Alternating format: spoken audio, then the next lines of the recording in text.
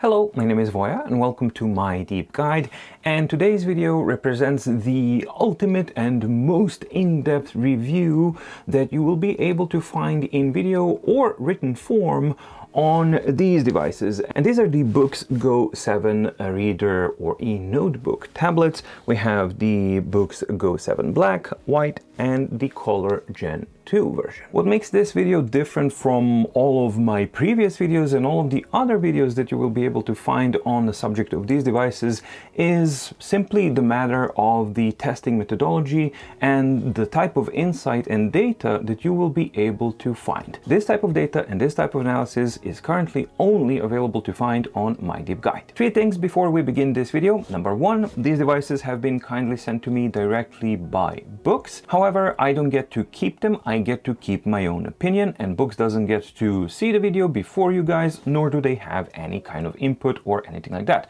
My opinion is my own and I share it with you guys. Point number two, the D.A.F methodology and results that you're going to see are close to final. So basically they're final as I am considering them, but this is just an alpha version and the first production trial and a test run of the entire methodology, which is incredibly complex and huge.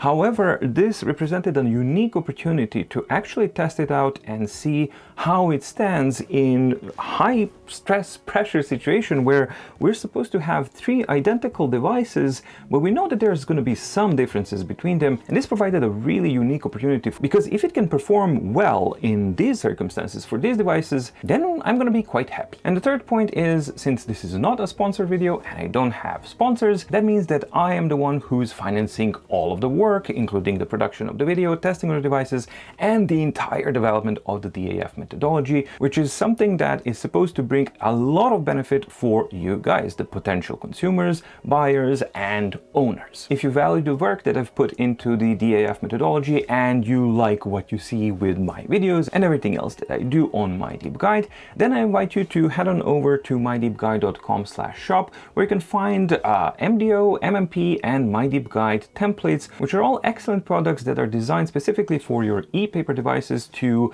extend your daily productivity needs. In the case of MDO, that's actually your yearly, quarterly, monthly, weekly, daily organizing needs. In the case of MMP, My Deep Guide Meeting Planner, all of your meeting planning needs. And in the case of My Deep Guide Curated templates, these are specially designed with real attention to details that help you get absolute best results out of the notebooks on your e-note devices. Purchasing any of these products directly supports independence of my deep guide and my work, so thank you very much. And if you do want to support the channel in a different way, you always have the super thanks comments. Alright, so that's done. Let's begin.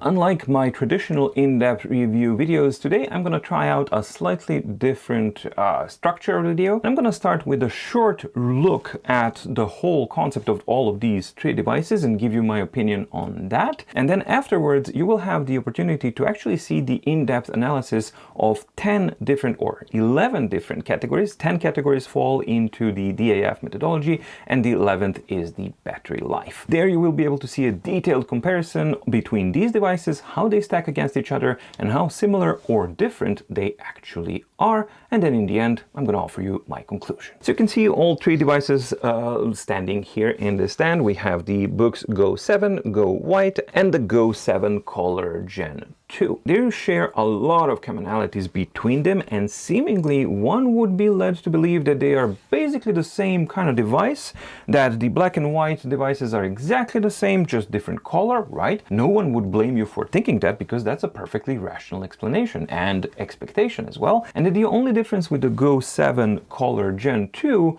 is that it actually has color. But the reality is actually really different. So in this case, this is the Boox 7. We got the 7-inch screen. It's a monochromatic screen. It's the same type of housing, same type of buttons. You're turning around and you have this kind of paper-like structure, which serves well for holding the device.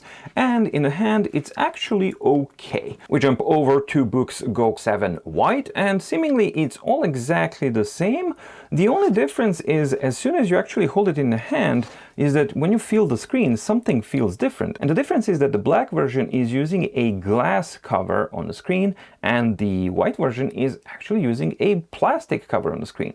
But are they just using a different cover, or is it a completely different screen? Well, it's actually a completely different screen that performs differently in different conditions. If you're interested in details on how they perform differently, how much and in which categories, well, that's why the other part of the video is there for. But for now, short information, they look the same, but they ain't the same. The first most obvious difference between these two for me was actually the weight. As soon as I picked them up, I felt a little bit of a difference in weight between these two, which stands to reason because this one is using glass and glass is heavier than plastic. And indeed, there is a small difference. This one is weighing at around 195 grams, while this one clocks at 186 grams. So 9 grams difference, not a huge change, but something that I actually do feel when I am using the devices back to back. Another difference, obvious one, is the color. I prefer the white frame for a monochromatic device because the content of the screen simply doesn't have to fight against the contrast of the frame of a black device. However, I wish that it was actually a nicer white, and I wish that it was not white but actually gray, as the color of the screen was, and I think that then this device would have been even better as an e-reader. Another important difference between these two, the black and white version, which are seemingly the same, but there's quite a few differences, is again due to that screen PMMA cover on the white one. The reflectivity characteristics are actually slightly worse on the plastic cover than they are on the true AG glass that we have here. So while the intensity of the reflections is pretty much the same on both of them, the sharpness and the definition of reflections is a little bit more defined or worse on this one, while it's very, very diffuse and very nice on the black one. There's also a difference when it comes to the writing feel, and again that makes sense because you're writing on a different type of a surface. And generally speaking, I prefer the writing feel of the white version of the Go 7 for two specific reasons. First one is it's plastic, it's not hard glass, and that's something that you most definitely feel in the form of it's not pushing back, and it has a little bit more give when you start writing on it because it's a more flexible surface than the glass is. And the second difference is that the plastic version has slightly different surface roughness characteristics. While the amount of the surface roughness is pretty much exactly the same, very, very small difference, but the character of the surface roughness is actually quite different. And that's something that I most definitely reacted to when I was doing the writing testing between these two devices. And lastly, the front light performance is radically different between these two. They have pretty similar characteristics, but the main difference is that, well, first of all, on both of these devices, the maximum of the front light is ridiculously high, but the maximum intensity of the front light on the white version is absurdly high, as you will see in the analysis if you stick around. And the last part that is actually different between these two are the buttons. As you can see, the buttons on the white version are protruding ever so slightly less than on the black version. And that is generally a good thing, but while I was using the white version, I encountered sticky buttons, and the buttons were actually being stuck when being used and remaining stuck in a pressed position, something that I'm probably gonna add in the B-roll here because I captured that footage. And I was kind of puzzled by what's going on and why it's happening, and I think that it's actually the snugness and the imprecision of the cutting of the holes of the PMMA cover, that it's fitting the buttons too snugly, and that these can get actually stuck and held by the PMMA cover and not allowing the button to get released. That is most definitely not the case with either the Go 7 or the Go 7 Color Gen 2, which use the glass panel. That's something that I would definitely want to pay attention to, because I would find that incredibly annoying on a day-to-day basis on an e-reader if the button would continually get stuck in the pressed position and then would start flipping pages pages, or I don't know, pump up the volume, or whatever you may have set the functionality of these buttons to. The rest of the stuff on these devices is actually exactly the same. They have the same internals, the same SoC, 4 GB of RAM, 64 gigs of storage, expandable by a micro SD card slot, same type of functionality, same type of battery, same type of battery life. However, the most important aspect, the screen, that one is actually quite different. What about the Go 7 Color Gen 2?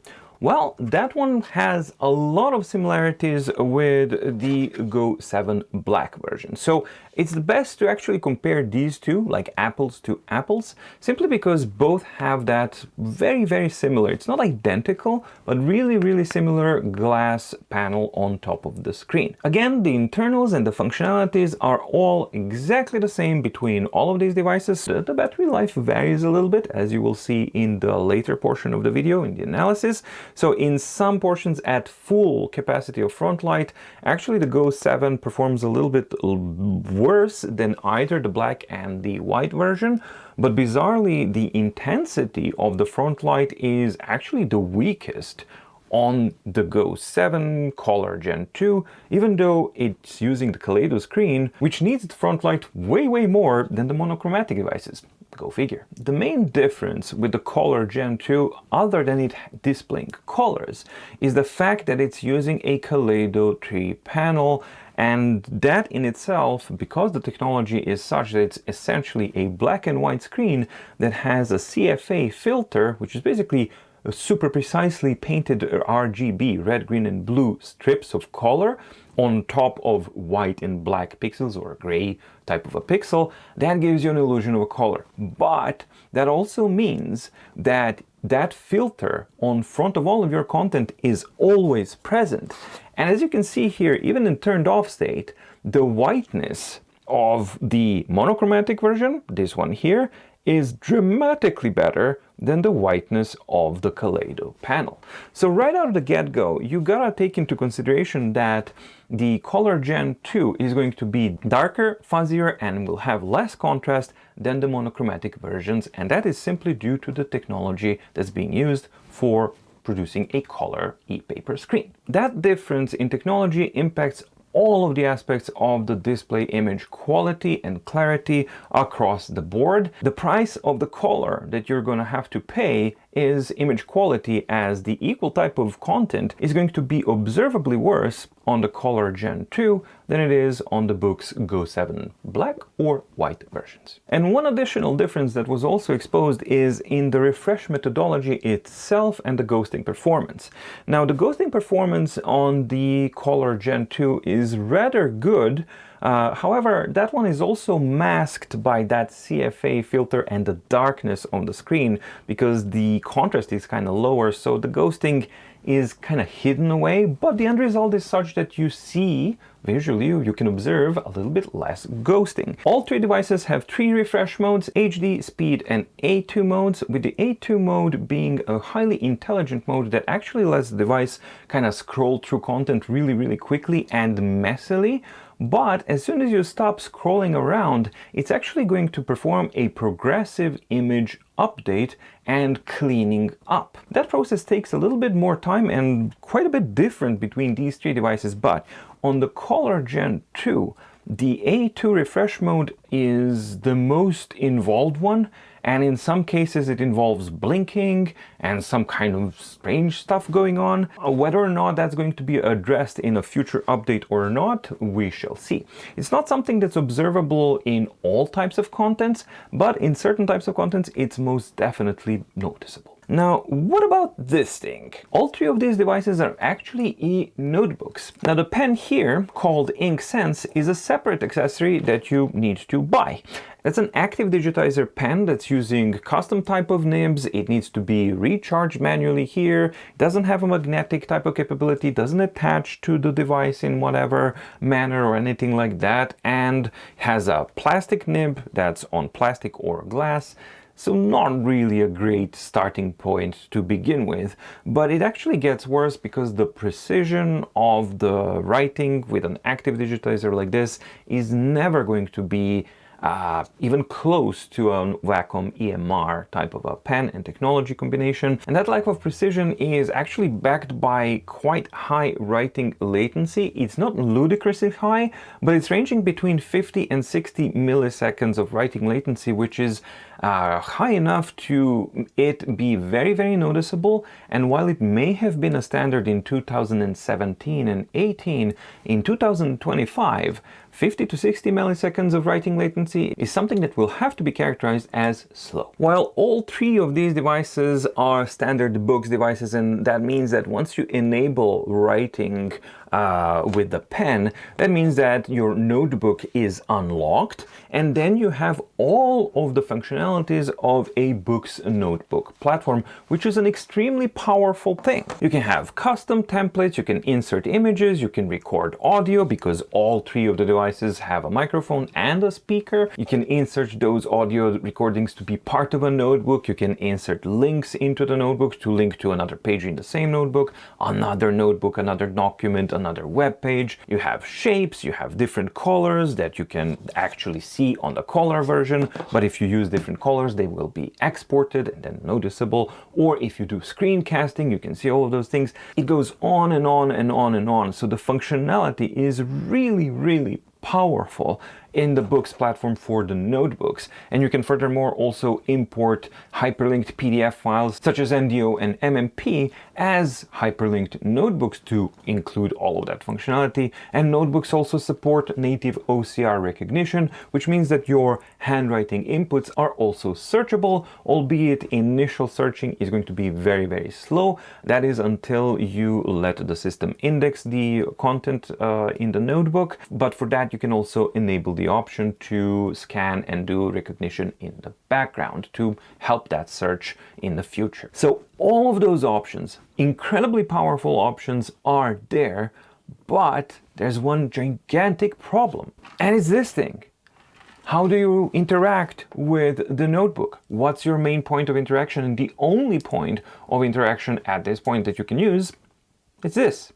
And this is simply not good enough. So how would I summarize the writing aspect of either of the Go 7s? Well, I have to divide it into two categories. First category, writing capabilities. And as I've already addressed, you get a full-fledged on bonanza of the Boox platform and the handwriting capabilities, which is excellent. So it has absolutely excellent writing capabilities. However, the writing experience and the usage of the pen on these devices is quite bad.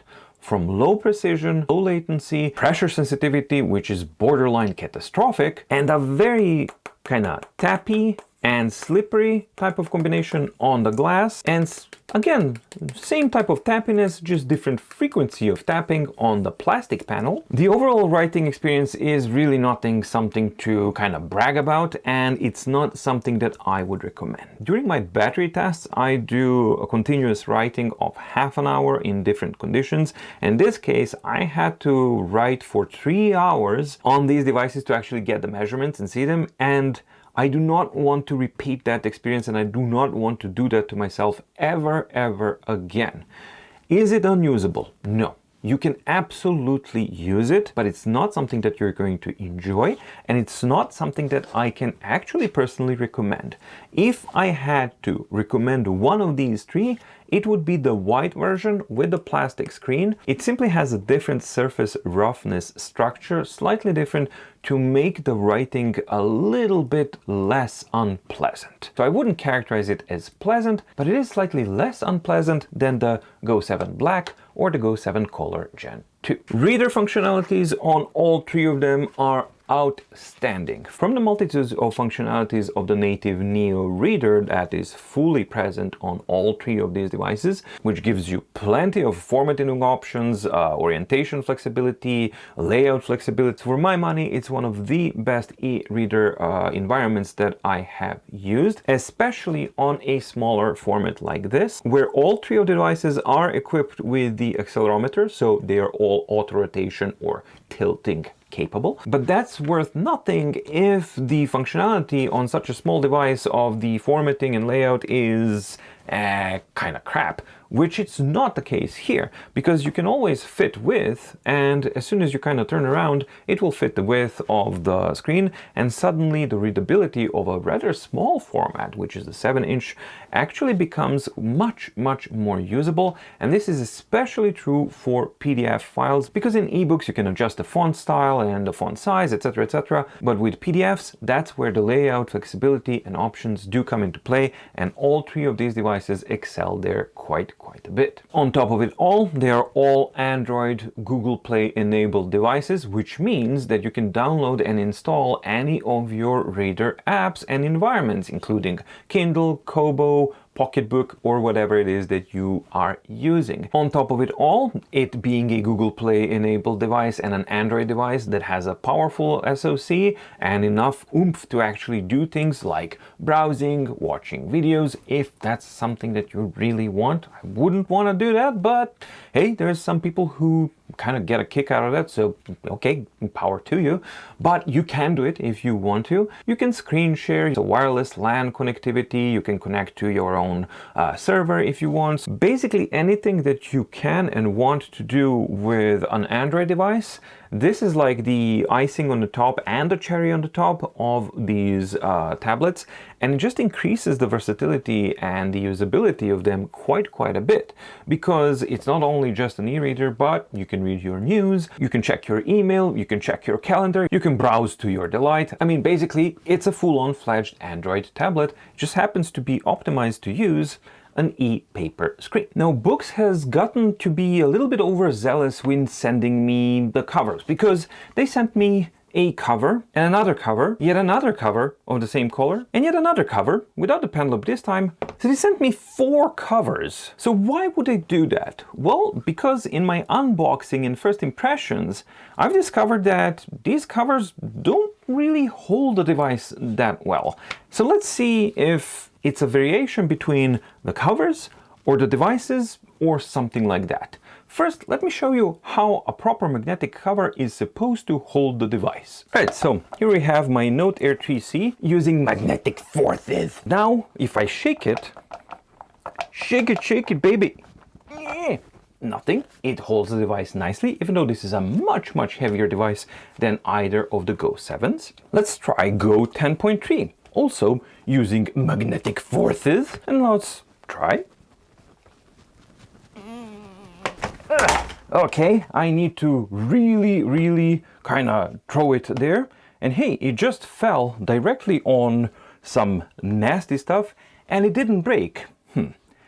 Fragile my ass. All right, so let's see first the cover without the pen loop. And remember, these devices can be only fit one way because the front cover has recess for the buttons. So there is no way to actually fit the device in the wrong orientation. Let's start with the Boox Go 7 Black. I fit it this way, and that's the only way that it's going to kind of be allowed to hold. Immediately falls out. Let's try again. Without any problems. White version, snaps, falls out. Color Gen 2, without any problems. All right, what about this one? This one has a loop and is of a different color. Black version, white version, good catch. Color Gen 2, the other of the same type. And the last one. So before we move on to the in-depth analysis of the display quality and differences between these 3 devices, I just want to give you my conclusion and my impression and advice regarding these 3 devices. These 3 devices are excellent as e-readers. As an e-note-taking device, I would honestly not actually consider it. Does that mean that it's not usable? No. If you really want to, you could use it, but you're not gonna have a good time. There's a lot to like about these devices, and on paper, they should have been, or they could have easily have been, like the ideal version of an e-reader device, and they are actually really strong contenders for that. However, I'm not 100% convinced that they are, for reasons that you will see if you want to stick around and check out the in-depth analysis. Then it's going to become much more clear what they are. But generally speaking, while they do, each version has their own specific shortcomings and weaknesses, the overall strengths and the versatility and the flexibility of the platform and the device's functionality does actually make them a very strong proposition if you're looking for an all-in-one type of a solution for a portable e-reader. For me personally, the Color Gen 2 is not really something that I'm interested in, simply because the price for really lackluster type of color content is not worth losing so much quality, contrast, and everything else. Go 7 Black is the most complete version, I think, as an e-reader, even though for me personally, it's not really the right fit because I don't like really the black frame. But if you don't mind that, then this is the one that I would actually recommend checking out in detail. Go 7 White was the one that I was most interested in, and I actually was genuinely considering getting this one and buying it for myself to replace my Kobo Sage that I've been using for years and years now. And it started to go good, and one of the things that it really has going for it, other than for me subjectively nicer kind of look with the white frame and this type of a screen, the image quality of the screen used on this device is actually a little bit crisper and sharper and nicer than the one on the Go 7. However, the reflectivity is worse, and that's something that I genuinely noticed in a day-to-day basis. The buttons issue is for me a complete deal breaker, because if the buttons don't work on the device that I have the buttons, I'm gonna wanna use those buttons. And if they stick like very often, either bad quality control or a bad design. But no matter what it is, the end result is bad experience. So I really wanted to like this device, and I think that if you get one that doesn't have sticky buttons issue, and you can be okay with the increased reflectivity or sharpness of the reflectivity on this one, then this is the one that I would actually go for. So I wanted to go for this one, but because of these two reasons, it's kind of like, yeah, no, I'm gonna stick around with my Kobo Sage. There are a couple of reasons against these devices in general. All three of them, the front light on them, while it's fine, I'm not really convinced that it's actually great, and in my opinion it cannot compete with the Kindle and the Kobo front lights, where the uniformity and the calibration of the color quality is simply different. Both Kindle and Kobo devices have exceptionally pleasant and good front lights, and that is something that's really important for an e-reader. And in these cases they have front lights, absolutely, and you can control the color, but it seems almost impossible to find a neutral, nice looking color. It's always either too bluish, too greenish, too yellowish, never kind of in the whitish kind of category. And that extends to all three of them. So all three of them have different types of front lights, different threshold, but the issue remains the same on all three of these devices. And there's the obvious issue of the most basic accessory, which is the flipbook cover, not actually functioning as it should. And one final negative point that is shared on all three of the devices is that basically they don't really overheat, but they do get warmer over time when you're using them for basic types of tasks like reading and especially writing. And when they get hotter, they get hot enough so that you can actually feel a little bit, but not overheating. So idling and doing normal kind of stuff, all three were at around 32 degrees Celsius. But when I was writing continuously for like about half an hour or something like that, then I would start to feel them, and the temperature was at around 44-45 degrees Celsius on the SoC. And as soon as you actually stop, they kind of go down. But it is a frequent type of thing that happens not only when writing, but it also happens when browsing and things like that. So all three of the devices do get to be a bit warm, not super hot, but you do get to feel it a little bit. We got 3 devices that are all named Go 7. Are they all the same? No. Are they very similar? Yes, they are. What's the main difference? The screen quality and the image quality. Are they all crap? No. Are they all brilliant? No. Can they be used? Yes. Should you use them for writing? No. Are they worth the money? Alright, so now with that done, let's dive into the D.A.F, or the Display Analysis Framework, portion of the analysis of the performance of these 3 devices. Now, it's going to be a longer portion, but you gotta keep in mind 2 things. This is the very first time that I'm actually trying out this format, so it's gonna take me some time to get into stride, where I can change things or cut things down to kind of make it more condensed, but still digestible.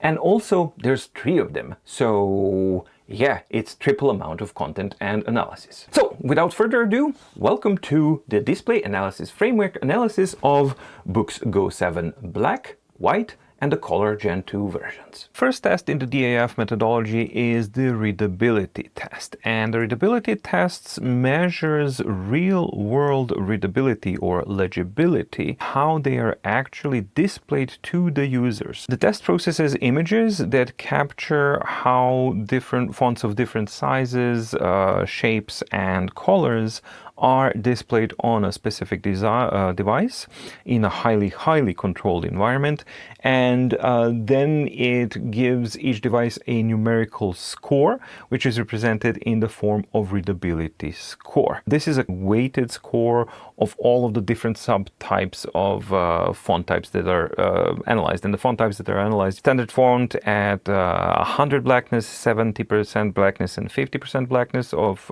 the color of the fonts at 6 point, 10 point, and 16 point sizes. And then the same type of thing, except that it varies only with the 100% and 50% blackness for the color, is done for the thin font and for a thick font. And that way, the readability test measures a range of readability and legibility that the device is able to produce in different types of circumstances. And here you can see the readability and the image quality of Boox Go 7 when using standard fonts. And these are at 100% blackness. Then when we step down to 70%, you can see how things are changing. And you can see that at the smallest size, the legibility is starting to fade quite a bit, and when we drop down to 50% of blackness, that the legibility stays quite okay on 10 and 16 points, but at 6 points, predictably, it's starting to fade quite a bit down. Thin fonts at 100% blackness are rendered fine in 16 and 10 point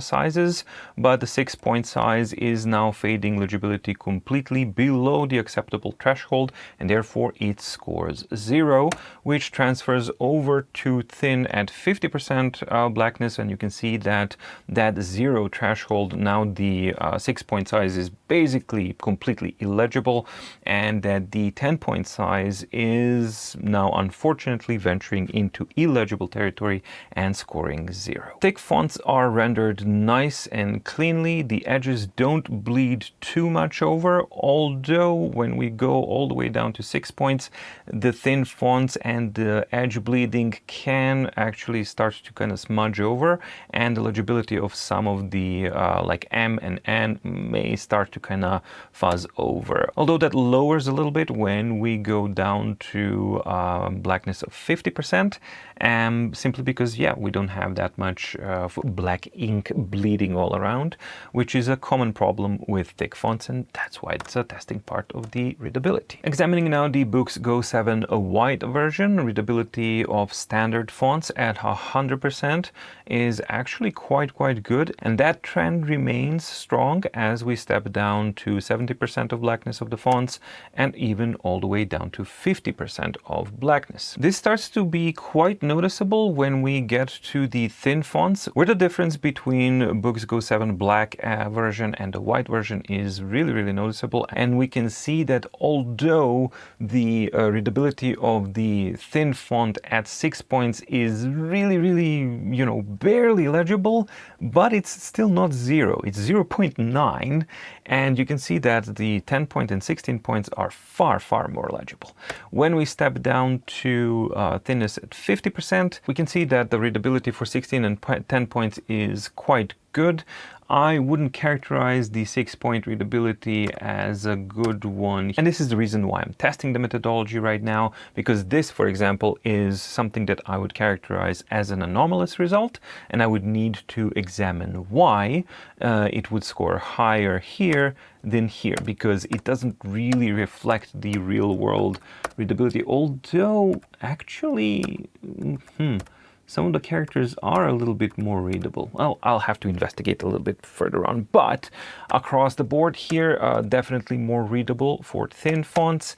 And when we go to thick fonts, yeah, it keeps the same type of trend. So we have 16 points and 10 points are very nicely readable, and it becomes a bit more, quite considerably more smudgier at full 100% blackness when we're doing 6-point fonts. However, we step down to 50% thickness and then we gain some more clarity at 6 points here. And now we move on to the Boox Go 7 Color Gen 2. And remember that the D.A.F methodology employs extremely controlled lighting and image capturing conditions. So everything is completely locked down and measured and triple checked to be within less than 2% variance of conditions and image capturing.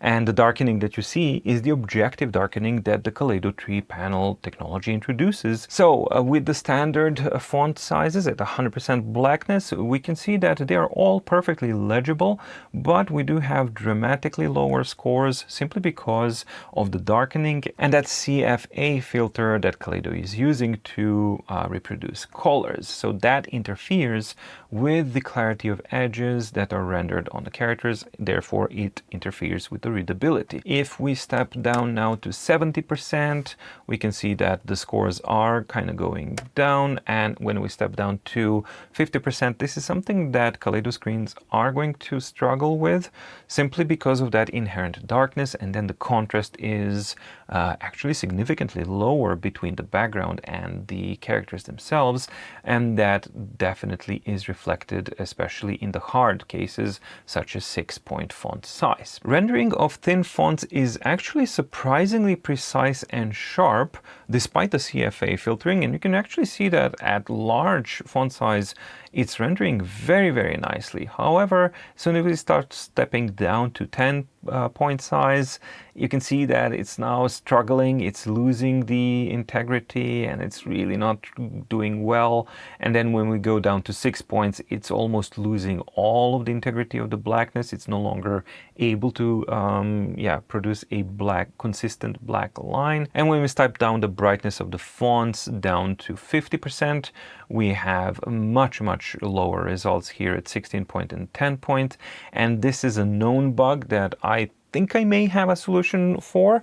The CFA filter here basically interferes and overpowers the image content, and then the algorithm gets confused and says like, well, hey, that's not the content, all of this stuff is the content, and then it kind of measures it and pumps up the score artificially high. So that again is one of the edge cases that needs to be handled in an elegant way so that it's precise and consistent. And again, yeah, this is the alpha version and testing these things out and just kind of discovering things as we go along and sharing my findings with you as well. And when we get to the rendering of thick fonts, well, they are nice and sturdy at 16 and 10 points, and at 6 points, as with the other two, we get the mushiness happening here. However, when we step it down to 50% of blackness, we can see that 16 point and 10 point sizes are holding together nicely, but the 6 point is now losing cohesiveness, and you can see that this kind of blurriness, like is this a C or is it an E or which one is which,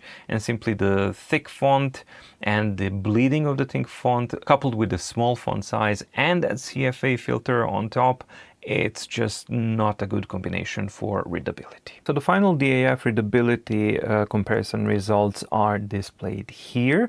And just first, what is here? What are you looking at? Well, what you're looking at is also the early alpha internal test version that I'm now currently testing through and seeing what needs to be fixed. But this is the comparison tool that will be available on the mydeepguide.com, and this tool will enable you to filter through all of the relevant categories that you may be interested in, and then you can choose from different devices as the library of devices that have been tested using the D.A.F methodology grows. And then once you have you can choose to compare between 2 or 3 devices, right? So you can just go like this, or maybe add a third device, and then you have the ability to look through all of the D.A.F categories here. So that is now also something that I'm testing in this production run here to kind of see what works, what doesn't work, user interface, user experience improvements, tweaks if they are needed, and things of that nature, and of course hunting for bugs if there are any. But back to the readability result, we have the final scores here. We can see that in the standard fonts that the Boox Go 7 black version and white version is scoring really closely here together, with the black version edging forward a little bit.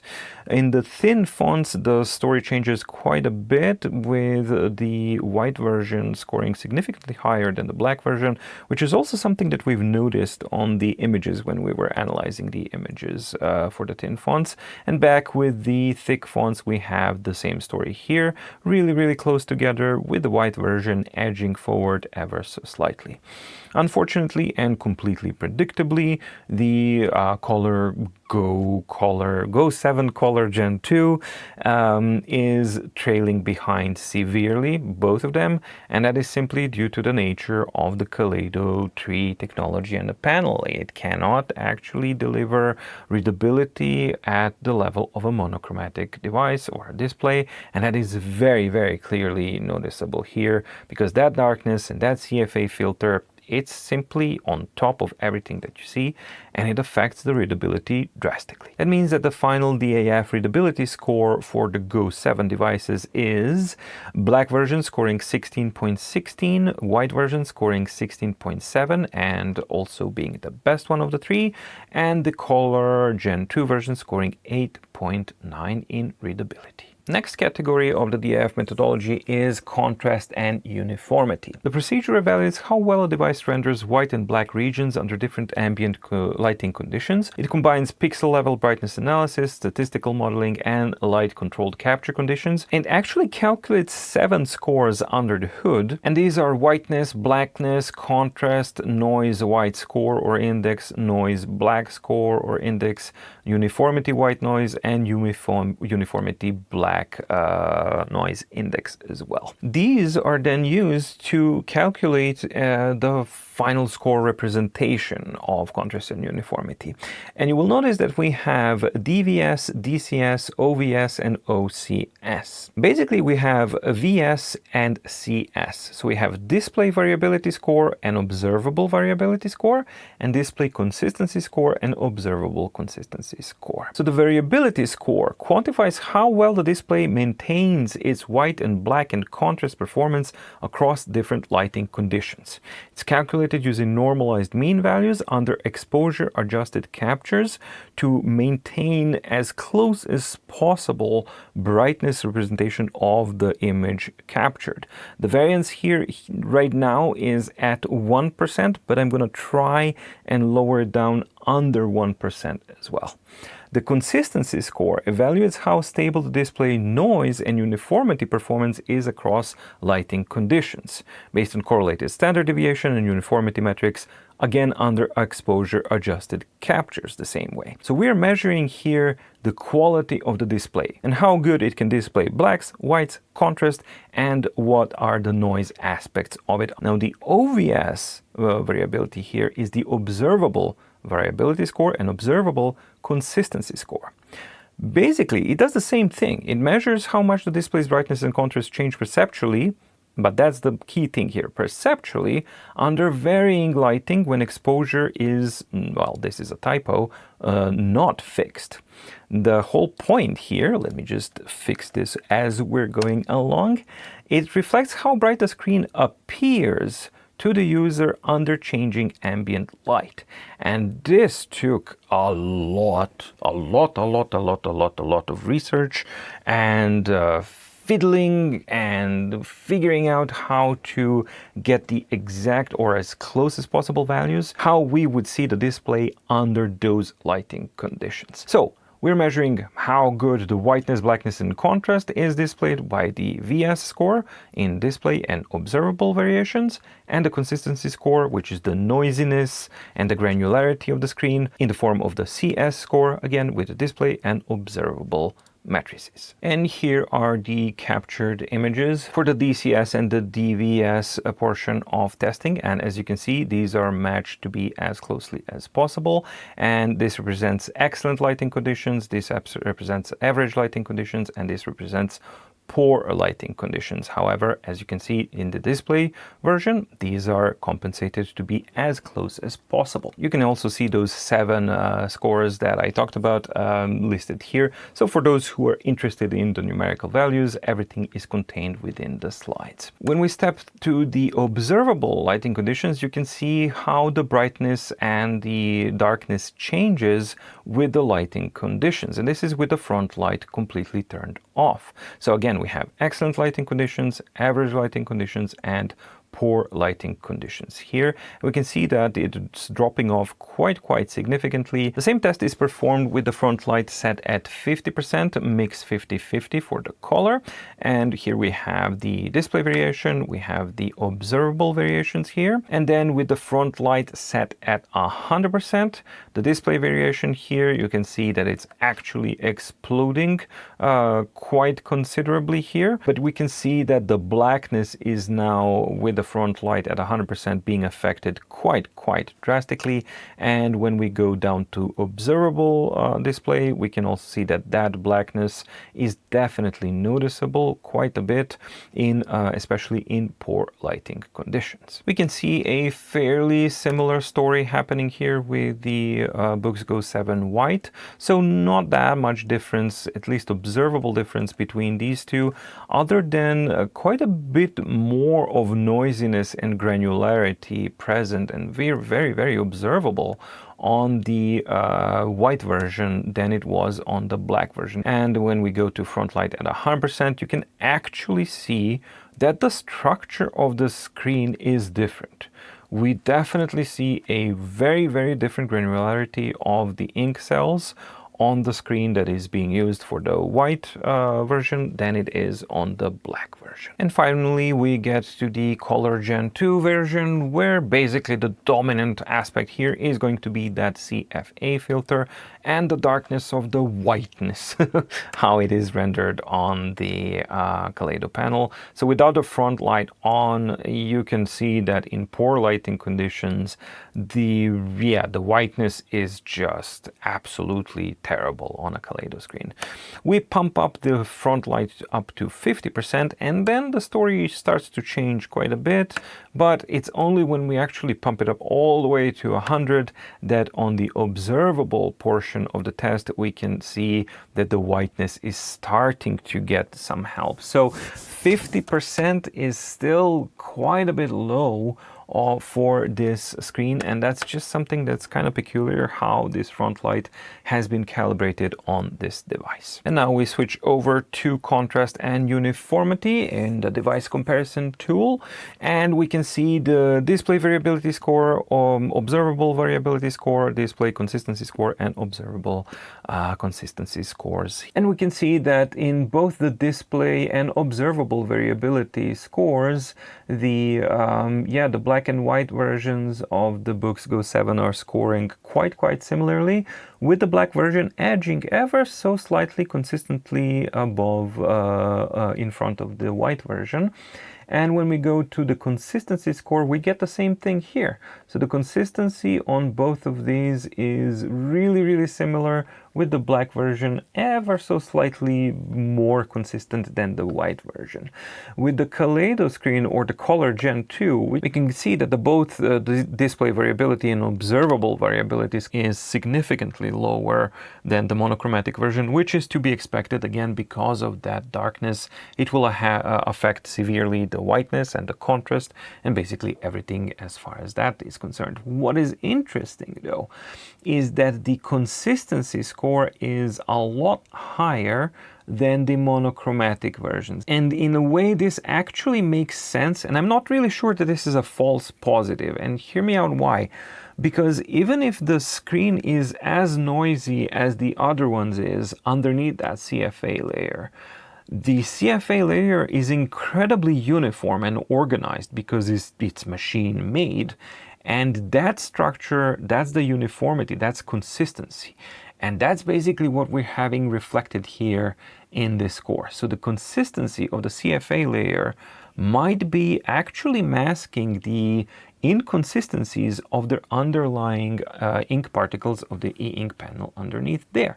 So I'm gonna have to think a little bit more about this one, but to me, I think that this actually makes sense because this is something that is observable. So where does that leave us with the final score? Well, the final score is Boox Go 7 black version scores with contrast and uniformity at 62.41. These are out of 100. White version just behind it at 61.39, and the Color Gen 2 version quite a bit way back at 47.9. Next is the color accuracy test, and this evaluates how accurately a color e-ink display reproduces pure red, green, and blue colors. The values measured here are pure red median value, green, and blue median values, and these are then used to calculate the color accuracy score by simply averaging them out. So you can see what types of results this test actually reproduces when used on an iPad, for example. And while we have the unavoidable Moir effect of photographing pixels at a zoomed-in state, the representation of colors is very, very nice and uniform. However, when we step down now to Color Gen 2 or a Kaleido panel, then we can actually see just how far off that technology is as far as color accuracy representation goes. And while the red does seem like red and green and blue, they do seem kind of like this. This is without the front light on. This is with the front light set at 50. And this is with the front light set at 100. So if we take a look at the color accuracy comparison between the Boox Go 7 black, white and the color version, well, obviously black and white ones are not here because they are monochromatic. And then we have only the score of the Go 7 Gen 2. And that's not really that meaningful. So let's put in the iPad here just so that we can actually have a frame of reference. And when we do that, then you can actually see just how far off the Kaleido 3 panel color representation is when compared to a traditional IPS screen. However, with that in mind, we can see that the red is scoring at 45, green is scoring at 40, and so that's quite lower than the red and blue, and the blue is scoring a little bit higher at 46.87, and that gives us a total score of 44.10 for the color accuracy for Go 7 Color Gen 2. As opposed to the iPad's 90.34, just as a reference point. Next is the reflectivity measurements, and reflectivity score is measured by capturing and evaluating the reflectivity intensity and reflectivity sharpness levels. So the intensity is done by measuring the mean 95 percentile value of the purely reflected light on purely black content of the screen, super clean as well. And the sharpness is using specific edge detection calculations to determine how sharp and how wide the edge of the reflection actually is. And here we have Go 7 black version, which is the glass version, and we have actually quite nice reflectivity performance here. We can see that the intensity is fairly low at 0.657, so that's really not that high, but much more importantly, the matte effect or the diffusion effect of the reflections is really good. We have no sharp edges, no well-defined shapes, and that's very good for a reflection type of performance. Now, Go 7 white version is using a plastic screen cover, and here we can see a very clear difference both in, well, the intensity is very close. However, the perception of that intensity is going to be definitely amplified because the sharpness of the reflections is significantly higher, and that is something that you can clearly see. Well, we didn't have a clear shape defined on the Go 7 black version. Here on the white version, we can definitely see that shape of the portion of the ring light shaping up to be much more well defined, and here where we're getting the sharpness measurements, you can see how these edges are actually starting to become far more well defined. And going now to Go 7 Color Gen 2, the reflectivity results are pretty much similar, and we're back to the results that we've seen with the Go 7 black version. We can see that in the intensity, all three are fairly similar. Color 7 Gen 2 is edging ever so slightly and having a little bit better intensity performance. So it has slightly lower intensity, therefore higher score. And then we have the sharpness, which is fairly similar between the black and the Color Gen 2 version, which is definitely what we have observed, but again, slightly higher with the Color Gen 2. And the white version, as we've seen on the images, sharpness of reflections is worse on the white version, and the score of 71.49 versus 83 and 84 definitely reflects that. So the final reflectivity score of the D.A.F methodology for these three devices is 72.63 for Go 7 black version, 67.93 for the white version, and respectively that's the worst performing one of these three, and 75.31 for the Color Gen 2, which is the best performing one as far as reflections go. Next is the ghosting category, and the ghosting category is measured by starting from a blank page, then cycling through 10 pages of text or graphics or combined type of content, and then ending up again on an empty content type of page and capturing the start and end image, and then calculating the differences between the start and the end image, and therefore basically reflecting, hey, how much did the image get worse in different rendering modes. And here we are with the Go 7 black version with the HD refresh method, and you can see that we have very clear results across the board and fairly consistent type of rendering with both text, graphics, and combined content. Virtually no ghosting to be noticed. This changes when we get to the speed mode, and you can see clearly the remnants of the text content, the images content, and the combined text and images content, how cumulatively it actually is remained there, and the score naturally reflects that. Moving on to A2 mode, which is the fastest mode, but this one is really intelligent and basically progressively cleans the screen. What that means is that the refreshing of the A2 until you actually have a screen to settle down to a completely settled down state is slower than the other refresh modes.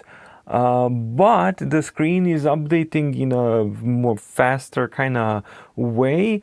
The end result is that it may remain kind of messier for a longer period of time than other refresh modes, but once it's done, then the result is really very clean. So the A2 mode is quite an intelligent approach here of trying to balance things out and kind of keeping things messy as you're moving along, but as you stop moving along, then the magic starts happening and it progressively starts cleaning things up. Yeah, it takes a little bit of time, but once it's done, you get a very, very clean result. On the Go 7 white version, we have a fairly identical type of situation with HD producing fairly, very, very clean results. The speed results are worse, so they are as bad as on Go 7 or maybe even slightly worse. It looks to me that they might be a little bit worse, but we'll see in the final measurements. I really don't know. I didn't remember what the numbers were. And then we have the A2 behavior mode, pretty much reflecting the same behavior as on the Go 7 black. Now the Go 7 Color Gen 2 was a bit of a surprise, and again, I think it's down to that CFA layer masking a lot of things and the inherent darkness basically masking a lot of things. So we have, again, in HD refresh modes, very low to no ghosting at all. Then in speed mode, yeah, we definitely see some ghosting, but it appears to be at a much lower level. But I think that that's again the case of that CFA layer on top of the content, masking things out, and the darkness itself also lowering the contrast between the ghosting image and the cleared and the uncleared image, and therefore lowering the impression that you get. But the end result is that you get a lower impression, observable impression of ghosting on the Go 7 Gen 2. Then moving on to A2, again we have that slower but progressive clearing out of the screen. So that means that the final ghosting scores are as follows. We have the Go 7 Color Gen 2 performing the best as far as de-ghosting or ghosting performance goes at 62.9. Then we have the Go 7 Black version at 60.35, and the white version is performing worst at 58.35. Next we have the front light measurements and characteristics, and there's no really competition here or scoring at all. This is measured using the Sekonic C800 to just directly measure in completely dark room at different intensity levels and color mixes. For now, I'm just going to take off the third device just to kind of clear out the mess so that you can, since you're seeing it for the first time, so that you can see a little bit more sense. They are indication of the color in Kelvin. So when we are set at fully warm, we can see that the Boox Go 7 black is at 3107 and the white version is at 116 kelvins. Mixed is these values that you see here, so 3900-ish. And then when we go to fully cold, they are at 5843 and 5970 kelvins. And the thicker lines here are the intensity in lux, right, at these measurements, right? So then you can actually, who's interested in what, you can clearly see, and at a glance you can kind of see what the tendency of the front light is and how it has been calibrated. So this is your fully warm at 100%, fully mixed 50-50 at 100% intensity, and fully cold at 100% intensity. Now the far more interesting one for me is actually this one on the left side, where again we have the color, so how color changes between these values. But these two ramps are the most important ones and influential ones, and that's the intensity level.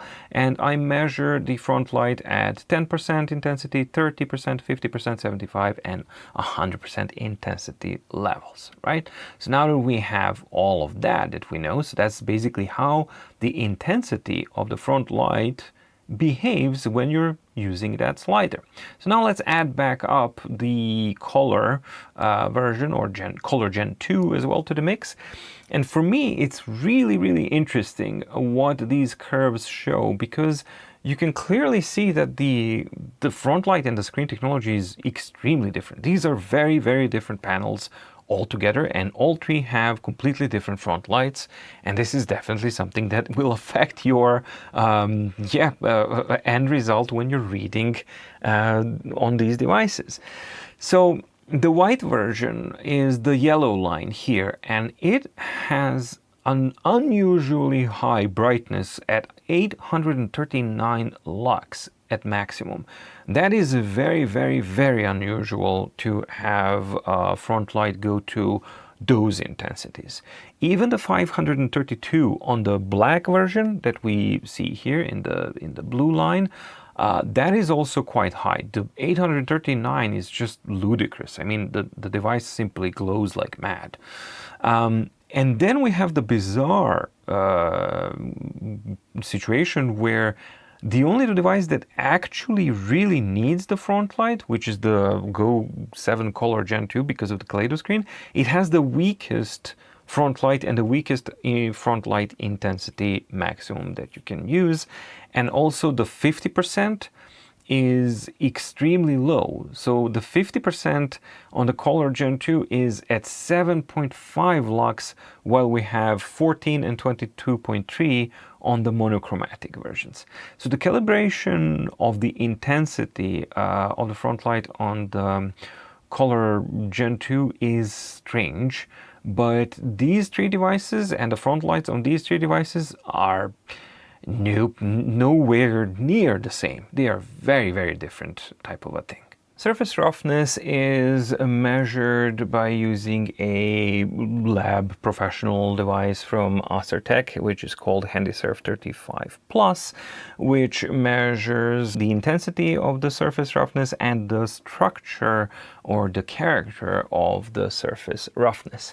And you can actually see this roughness measured across the 4mm range here, and you can see how the peaks and valleys, the character of the peaks and valleys, and also the roughness curve, how much waviness there actually is. This is in regards to kind of understand the smoothness or roughness of the surface that we have on top of the screen. And incidentally, that is the writing surface that we will be writing on.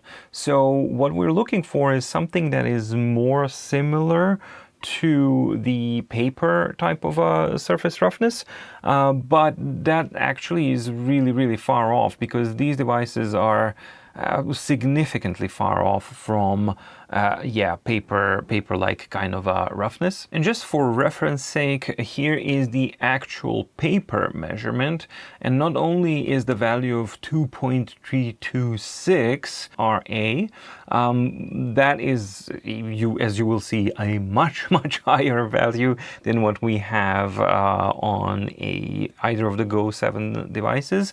But much more importantly, the structure and the character of the roughness is really vastly different, because we have these kind of really rounded out peaks, no sharp peaks, and the irregularity, the organicness is right over the place. There's no pattern that you can actually discern or anything like that.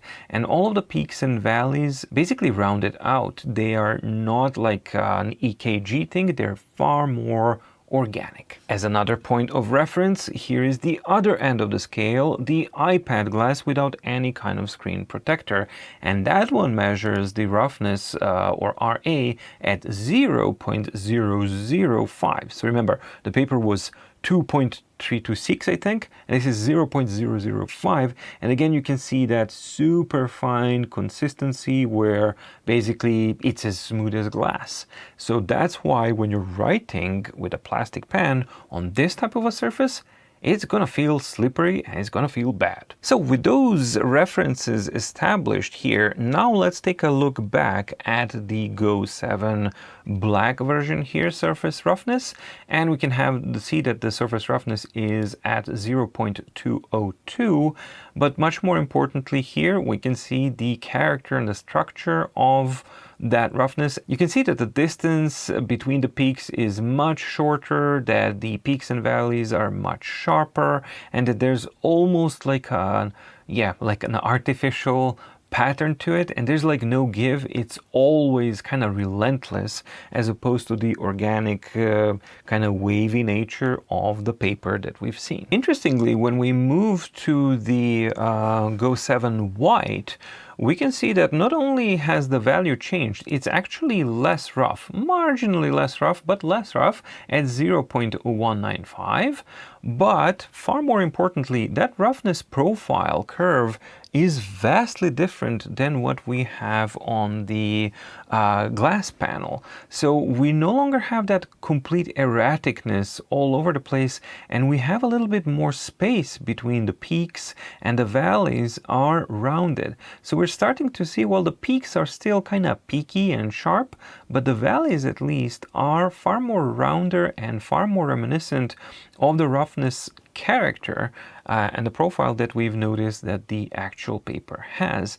And maybe that's one of the reasons why I felt that the writing on the white version felt just a smidge more natural and more comfortable. And finally, with the Go 7 Color Gen 2, again with the glass panel, we have slightly even smoother than the white version roughness at 0.181, so it's a little bit more slippery, but the character and the profile curve is pretty much the same character that we've seen on the Go 7 as well. So way more dense and not that much give between peaks and valleys, and very sharp peaks and valleys. So how does that reflect on the final surface roughness comparison results? Well, that means that the Boox Go 7 black version scored the highest with 7.86, closely behind by white version at 7.38 and 7.06 as the least rough or smoothest one of the three with the Go 7 Color Gen 2. But you got to keep in mind that these are really small variations here that we have, so it's not something that you're really going to be able to observe. It's far more likely that character or the profile curve that is going to be felt rather than this amount of roughness that we have here. Next is the refresh time measurement of different refresh modes on these devices, and we're starting with Boox Go 7 black version, and we're measuring out the HD refresh mode. And the way this test is measured is by using a 480 frames per second camera, capturing the screen, displaying combined text and images, and then flipping a page to a clear page, and then measuring the amount of time it takes until the screen completely settles down.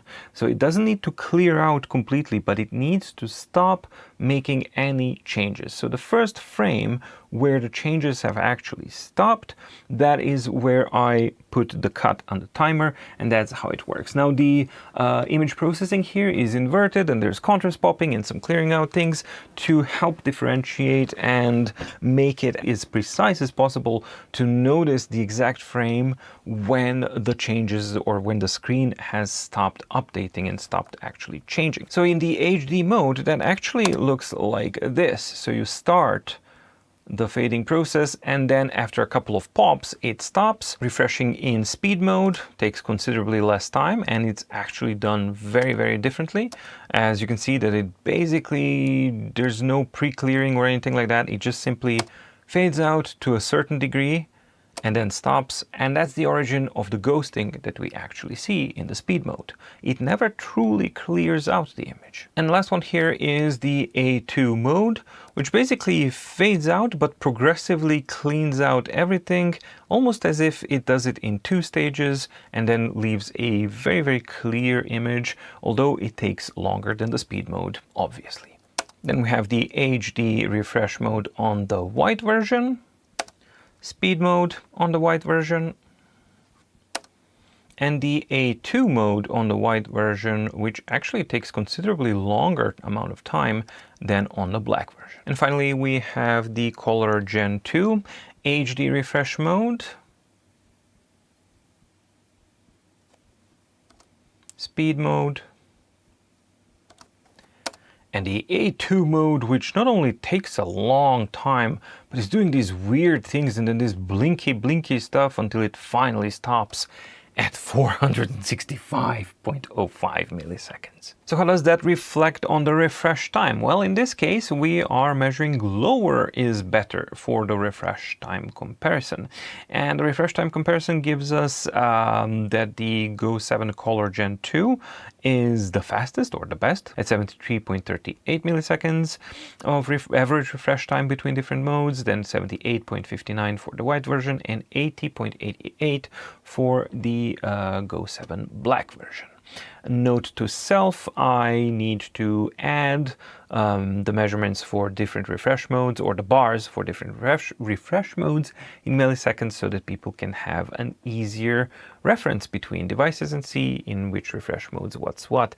Although different devices have different refresh modes, we shall see. I have something in mind. Writing latency is something that, long-term viewers of my deep guide are very, very familiar with.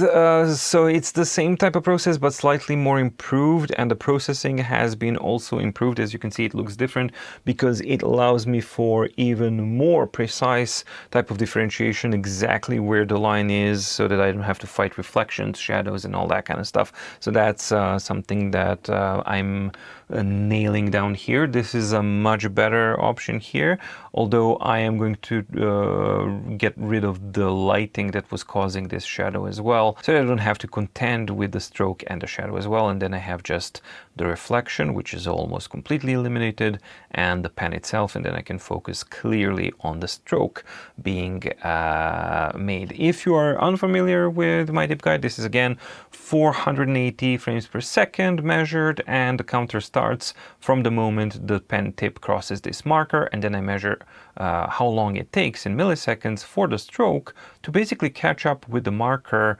with the pen tip itself, therefore measuring the latency. And on the Boox Go 7 Black, we have this type of performance.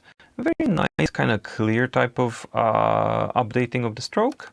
On the white version, it's fairly similar as well, although a little bit more uniform, because it's kind of like, waiting to fill in and then continues, fill in and continues. And on the Color Gen 2, that shadow was really, really wreaking havoc for me, but I managed to squeeze out the image enough so that I can clearly differentiate the stroke from it, but definitely something to, improve in the test conditions here. But the Color Gen 2 is also performing in line with how the Color 7 Black version, the Go 7 Black version was updating the line in a much more kind of an organic way. And that leaves us with the writing latency comparison, where lower is actually better. And we have the Boox Go 7 scoring the best with 50.05 millisecond writing latency.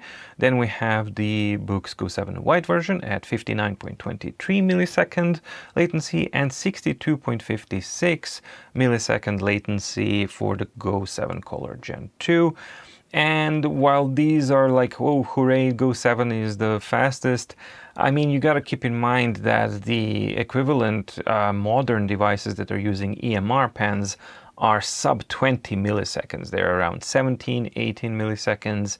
And the 50 to 60 range, that active digitizer decision, not really that good. Surface distance is measured on these devices by using a highly precise 1mm real-world scale grid template that's displayed on the devices, and then a custom built rig that's using a needle that sits down directly on the screen, and a perfectly perpendicular light that is shining in such a way that the light that is actually cast from the needle down onto the grid reflects the distance in millimeters between the surface of the screen and the actual display panel itself. So we can see that the needle is on this grid here, and that the point of the needle is down to 1.1 millimeter, right? So this is 1 millimeter, this is half a millimeter.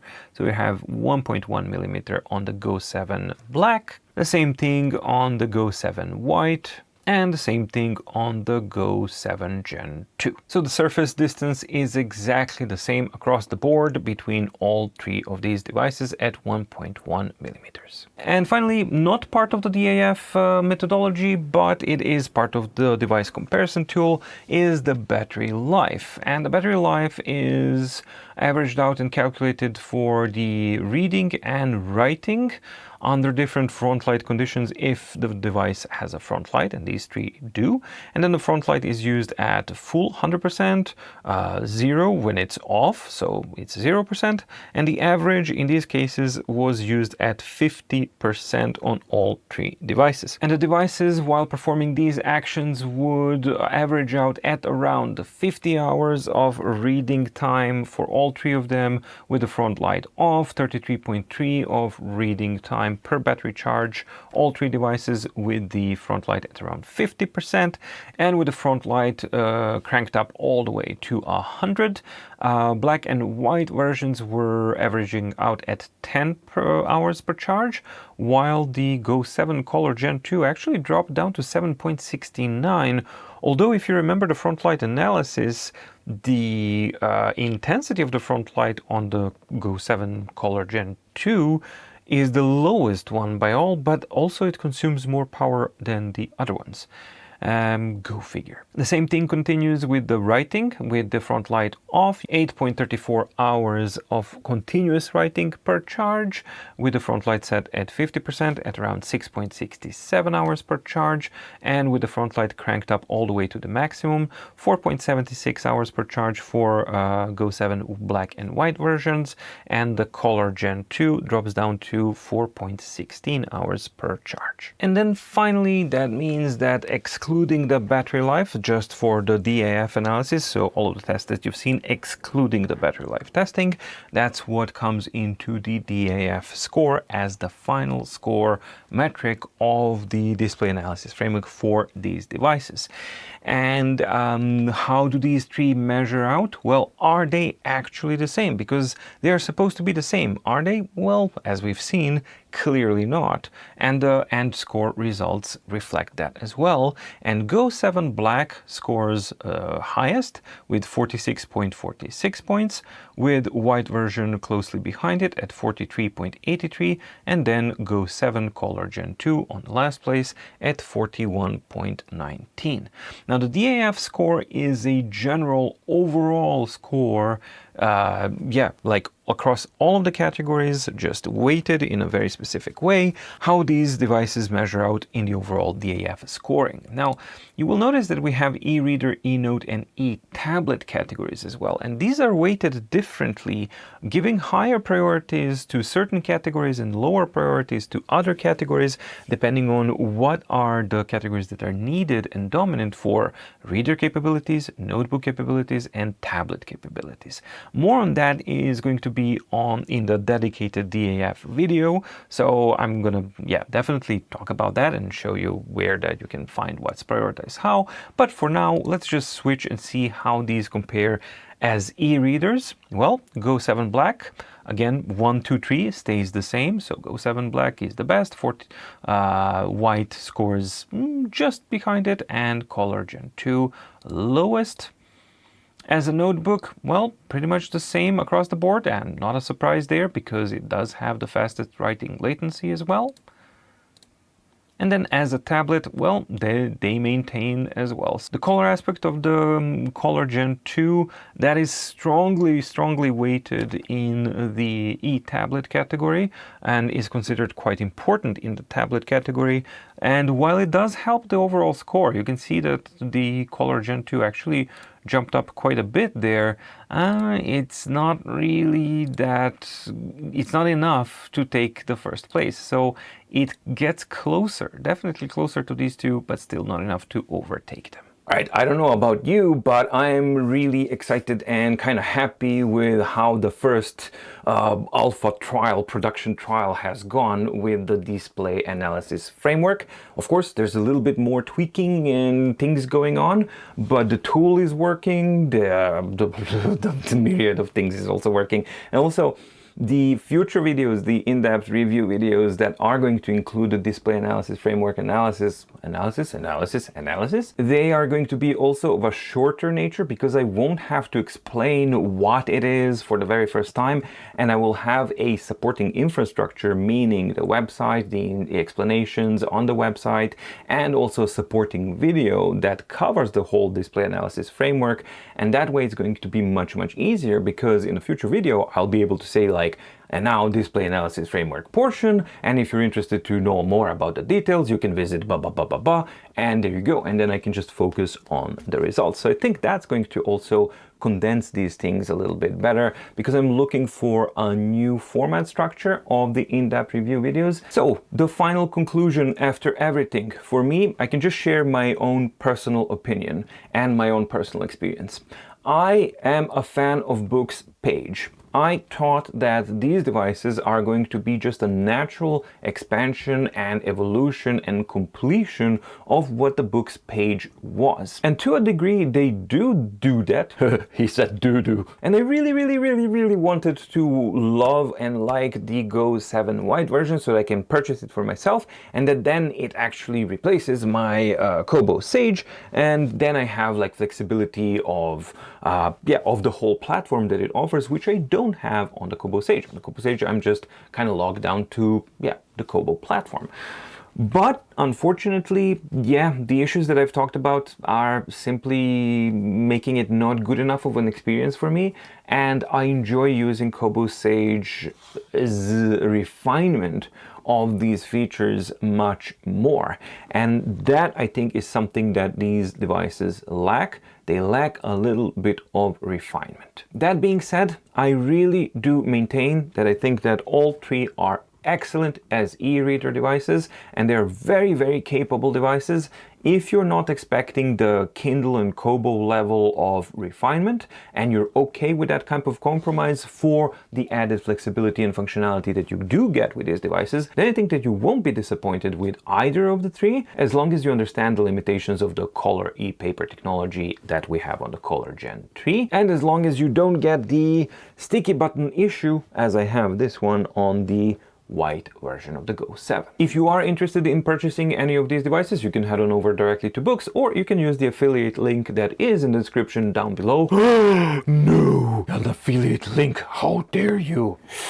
So what? I gotta pay bills somehow. What you want me to do? The corner doesn't work anymore. I'm all aged up and nobody wants this anymore. I mean, I twirl and twirl on my little purse at the corner, but they just bypass me. All the kids around are much nicer, so gotta make money somehow, man. So if you do choose to buy one of these and you do choose to use the affiliate link down below, then I do get a small percentage of that purchase, and that way you support my work on my deep guide and you also get the device that you were looking for. I hope that you liked the video. Please do let me know what your thoughts are about these devices, and also what your thoughts are about the D.A.F methodology presentation. Now, please keep in mind that the supporting documentation and the video explanation and all of that stuff detailing everything that was covered with what the D.A.F methodology is and how these tests are done, especially for those who are strong skeptics. Bring it on, I'm prepared for you.